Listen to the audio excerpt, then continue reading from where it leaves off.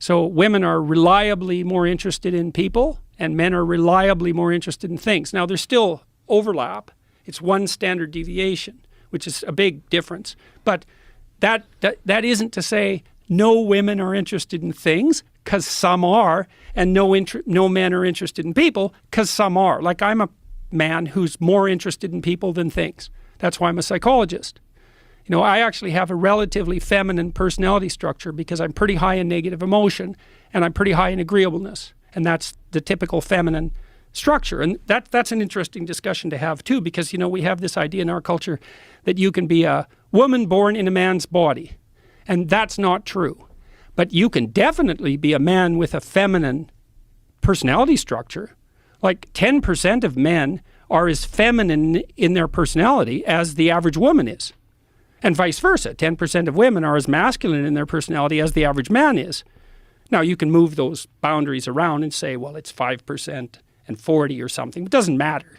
But the point is, there's plenty of men who are as feminine in their personality as the average woman. That doesn't mean they're in the wrong body. It just means that men and women are more alike than different, even though they are different, and that there's huge range within both genders. And we need to know this. So what do you think is happening with trans people then?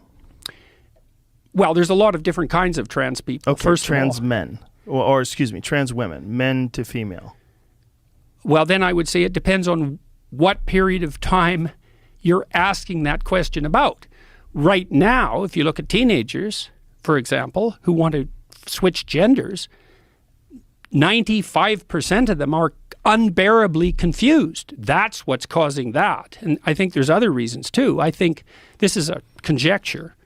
When the trans teenagers came after me when I opposed Bill C-16 in Canada on compelled speech grounds, I spent quite a bit of time watching them. And I already kind of knew about that fluid identity crowd.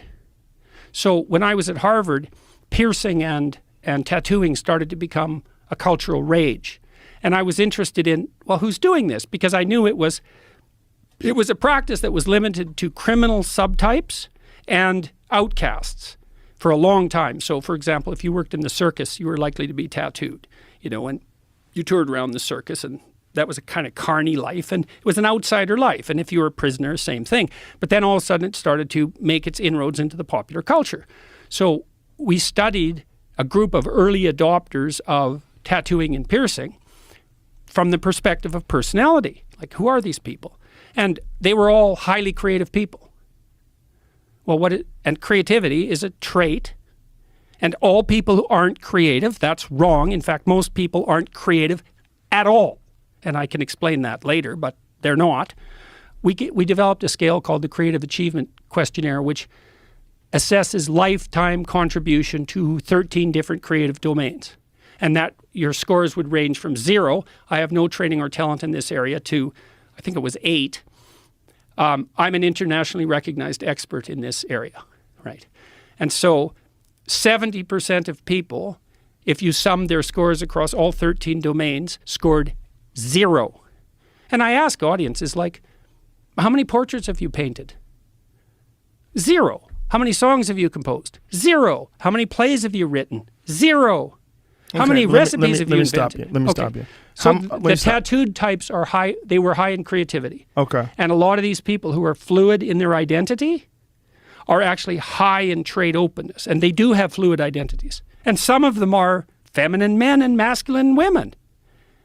So yeah, but that doesn't mean that surgery is the cure for that. It does not mean that. Not at all.